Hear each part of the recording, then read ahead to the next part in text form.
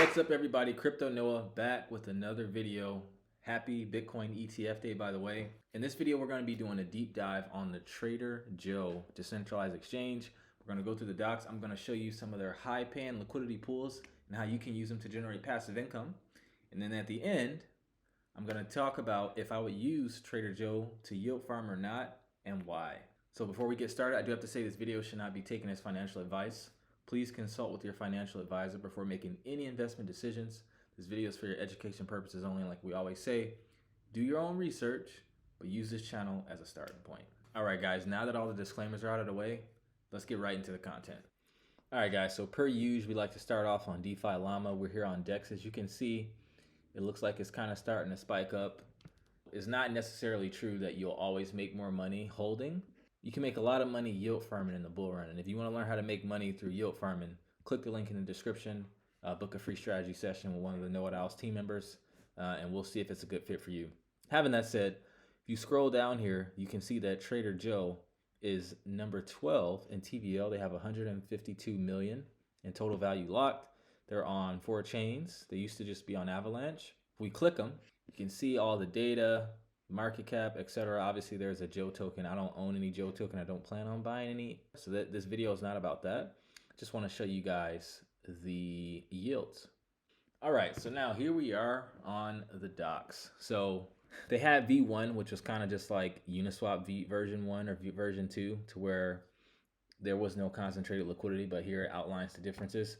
The first difference is zero slippage, so traders can swap with zero slippage within bins. Second difference is surge pricing, so liquidity providers can earn additional dynamic fees during high market volatility. The third one is high capital efficiency, and it says liquidity book can support high volume trading with low liquidity requirements. And the last one is flexible liquidity. Liquidity providers can build flexible liquidity distributions according to their strategy. And it talks about liquidity book versus Uniswap v3. And guys, I actually made a whole video on the difference between TraderJoe version 2 and Uniswap v3. So feel free to watch that video. I'm not going to go through all these things here, nor am I going to go through all of the fees because I outlined them there. I just want to use the time in this video to, talk about the good yields and some strategies. Just to touch on the fees, you see I have the base fee, the variable fee, volatility accumulator. I thought it was called volatility accelerator. They must have changed it. But basically, when volatility is high, fees rise. When volatility is low, the fees are lower to incentivize traders to, trade when things are low. And LPs can make more money when trades are high. But my thought on that is like, if the fees are higher when the market's up, wouldn't that incentivize traders to go somewhere else? I don't know. I know it would for me. I'm going to go where the fees are the lowest. So that kind of seems a little ass backwards, but I could just be tripping. All right, now let's talk about concentrated liquidity. So if you watch my channel, you're familiar, but for all my news, concentrated liquidity allows you to provide liquidity on a decentralized exchange in the form of pairs. So let's say ETH USDC. Instead of just saying, hey, here's my ETH and USDC, use it for whatever the price of ETH is trading at. Concentrated liquidity allows you to consolidate your liquidity within a certain price range, no matter how narrow or how wide. So you can go use my liquidity when ETH is between the price of 1,000 and 10,000, or you can do 1,000 and 2,000. Like it literally makes no difference. And it helps improve capital efficiency so you can control when your liquidity is being used. Another thing, we always talk about the importance of audits. If we're going to have our funds on another smart contract, you want to make sure it's secure. So they only have one audit, which I'm kind of surprised since they're the largest DEX on Avalanche.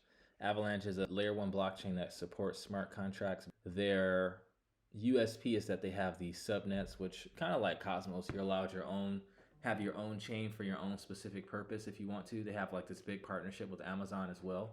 Just being transparent, I don't own AVAX right now, but it is on my radar in the bull market. It's just other layer 1s that I'm, a lot more bullish on over AVAX. And if you look at this audit here, you can see that they had a lot of things found, but they only resolved 11, partially resolved 1, and acknowledge/no change are 4, but it is informational. So I don't know if that means information displayed to the user or what. I don't know exactly what that means, so it could be an issue. And you have like all the audits on like the different aspects of the platform here. All right, guys, now that we went through that really quickly, let's do a platform walkthrough. And at the end, I'm going to tell you if I would use this platform or not to yield farm and why. All right, so here we are on the Trader Joe website. You can trade, provide liquidity, you can stake, and you can buy and sell NFTs. They have auto pools. Auto pools mean they're automatically compounded for you. And, you know, they have their JPEGs, which is like one of the most popular NFT projects on AVAX, if not the most popular. And you can see they're on all these different chains. You can like look at the yields on all the different chains. We're going to go to these. Let's go ahead and start going to this. So the first one is trade. Simple UI. Looks like you can do limit orders here as well. You do AVAX. Let's say I want to sell my AVAX, and you can receive market 1%. Maybe this looks like the slippage you're willing to tolerate. It's pretty interesting. There's a lot of things on here that isn't on the docs, and the docs isn't even on the website. I had to look it up separately. Let's look at pool and check out some of their liquidity pools. So you have their auto pools, and like I said, auto pools mean that they auto compound them for you. And if you click on them, it gives you all the information here, gives you all your risk, all that. You can look at the analytics, so you can, and this is good. I like when platforms have analytics, because the biggest thing with liquidity pool, you want to see how it would perform if you were just holding it on your own. You know, so it shows how much was deployed, but it also shows the auto pool versus holding 100% wrapped AVAX. It underperformed. And auto pool versus 50-50 hold underperformed. But the auto pool versus 100% USDC obviously overperformed, because USDC is, you know, stable, and the market's been going up in anticipation of the BlackRock of the Bitcoin ETF. So let's go back here. Let's look at all pools, and let's search by APR. So I'm not sure what these are. Bitcoin ETF AVAX APR 10,000%. That's crazy. It's only $2.50 in there. But you got AVAX USDC 361%. If you're bullish on AVAX, that could be a good pool. So important thing to know is that you come down here, and I went through all of these on the past video on Trader Joe V2 versus Uniswap V3. But basically, Uniswap has ticks, and each tick has a price range. So like one tick is between, like if you go provide liquidity on Uniswap and you want to do the price of ETH from 2,000 to 3,000, you may not be able to get right at 2,000 because it's a tick, and that tick could be between 1998 and 2001. So you can't get at a certain price, but on these bins you can.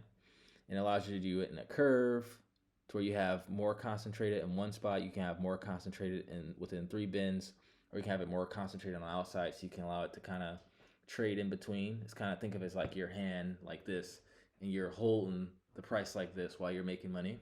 You can do by range or by radius. Range is easier. Like I said, this is concentrated liquidity here. If you click analytics, it'll give you analytics, but it's not going to give you like how much it would have outperformed, because remember, it's concentrated liquidity. Everyone has their own ranges that they're doing, you know. So you got all this data here: bins traded, total value locked, volume, fees, basis points. Basis points is like basically divisible percentages. So 100 basis points equals 1%. Gives you the recent swaps, all that. Let's go back and look at some more of these pools. You got 15% on Bitcoin, wrap Bitcoin, and BTCB. So that's pretty good, because you can provide liquidity in a really narrow range. You can probably get over 15%, because these prices are going to be generally the same. I'm not sure what BTC.B is, but you know, you got wrapped ETH Bitcoin 126%. That's not bad. 403,000 in the pool. It's not bad at all. You know, this is supposed to be organizing by APR, but it's not. Okay, maybe that's it. You got Avalanche and Solana 249%. Let's look on some more chains. Let's see how things are looking on Arbitrum. Ooh, look at this ARB ETH pool, 1,342%. That's not bad. A lot of volume, pretty good liquidity, 1.5 million. This one has rewards, so it shows you getting Joe rewards. Joe is Trader Joe's token. Got Radiant ETH 599%. Whoo, that's not bad. That's not bad. That's not bad. I don't know how long it's gonna last. Again, I'm filming this on the day that BlackRock ETF got approved, so everything is pumping. So that is one thing to keep in mind. So like, for example, on this, like, let's see if we can look at how it's been doing before the ETF, because, you know, things aren't going to stay that way. If we look at the 30-day, yeah, you can see the volume really spiked today. The volume was really high on January 2nd, but normally the volume isn't that high. But it's not bad, though. It's not bad. And the fees, let's see the fees. Yeah, that's the only thing about Trader Joe. You don't get as much data as you would on Uniswap, so you kind of have to know what to look at and be able to paint a picture for yourself. And we show you how to do that within our Know It Owls mastermind. So if you're interested, book a free strategy session. Let's look at some more pools and see what we got. ARB ETH 212. This one is way higher. I'm wondering why. Radiant ETH, we looked at that. 18% on stablecoins. That's not too bad. ARB USDC 145. Pendle ETH. That's not bad. 231. Some pretty good pools on here, y'all. I'm not even gonna hold you up. Magic ETH 29. ARB USDC 21. Okay. Now we're getting into the regular stuff. Let's look on ETH. All right, and we're gonna sort by APR. Okay, maybe they're okay. So they're not active on ETH. It looks like, because liquidity here is a million, but the APR is 0. That's weird. I'm not sure what all these are. It's ETH USDC 000. Okay, so it looks like it's no activity on ETH. It's only $800 in volume today. Let's look on the Binance Smart Chain, and we're gonna filter by APR. XRP BNB 592. Shit USDT. Joe BNB. Radiant BNB. Yeah, so that's it. So mostly Arbitrum and AVAX. So that's not too bad. It's actually got some pretty good pools on here. So if we go to stake, let's go to AVAX. It's not supported on BNB. So you can stake your staked Joe to earn stable coins. And right now the APR is 22.7% on the 30-day. So you stake your Joe and you get paid USDC. It gives you all the information around that. So a fee is deducted on every swap and is given to the people who stake here, which is pretty cool. Rewards are distributed every few days. You can harvest at any time. And there is a deposit fee deducted when you deposit your Joe tokens. And I think the deposit fee probably goes to the previous stakers, or maybe that's just it goes to the platform. And these ones look like they were discontinued because they're withdrawal only. And let's see what these are, Lynn. So I'm not sure what this is. Looks like some kind of Aave fork where you can deposit and borrow. The APYs are really, really low. So it looks here like they might be paying you to borrow here. All right, if you click farm, you can go here and stake your LP tokens, but this is probably for V2 because concentrated liquidity, you can't do this. Our boosted pools, all the APRs are 0, so this is probably discontinued. If it is, they need to take it off the site. And let's see, bridge. And look like they have their own bridge there. That's pretty cool. I still prefer Stargate because I want to get that possible airdrop, and I trust it more, to be honest. They have one audit here. All right, guys, so now that we've went through the pools, went through the docs and all that stuff, definitely watch that other video I did on Trader Joe V2 versus Uniswap V3. Would I use this platform or not, and why? To answer your question, yes, I would. They have some really high paying pools. The volume to TVL ratio, that's the thing. When you're yield farm, you want to look at volume to TVL ratios. You want to make sure the volume is either exceeding the TVL or at least close to it, because a pool that has 100 million in TVL, but only 10 million in volume will pay you way less than a pool with just 10 million in TVL, but 30 million in volume.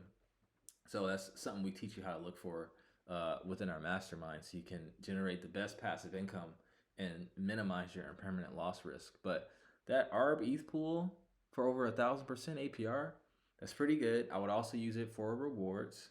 Reasons why I wouldn't use it: it does bother me they only have one audit, and it was back in 2021. Hackers are getting smarter every day. Maybe they got more audits. Maybe I'm missing something, and if I am, feel free to put a comment in the comments. Another reason why I wouldn't use them is, for the longest time, like, the volume just wasn't there. Like, you see they're number 12 in terms of DEXs, but it's all about that volume to TVL ratio. So I'm gonna get into some pools on here, and the Bitcoin ETF got approved, so I feel like everything's pumping. I do feel like it was a buy the rumor, sell the news, or could be. I could be wrong, but I think that there will be other opportunities to enter at lower prices.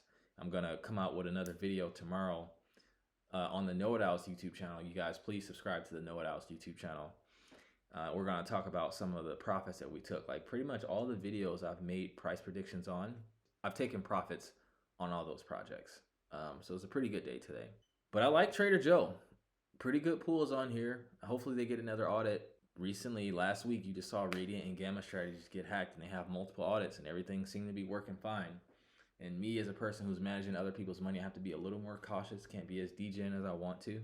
So, yeah, that's pretty much it. So with that, I'd like to conclude this video. I hope you guys got value. If you did, consider subscribing, not just to here at Crypto Noah, but also to Know It Owls as well. Drop a comment if I missed something. Let me know what project or decentralized exchange you want me to cover next. And with that, I thank you guys for tuning in. I love every single one of you watching, and I'll see you on the next video. Take care.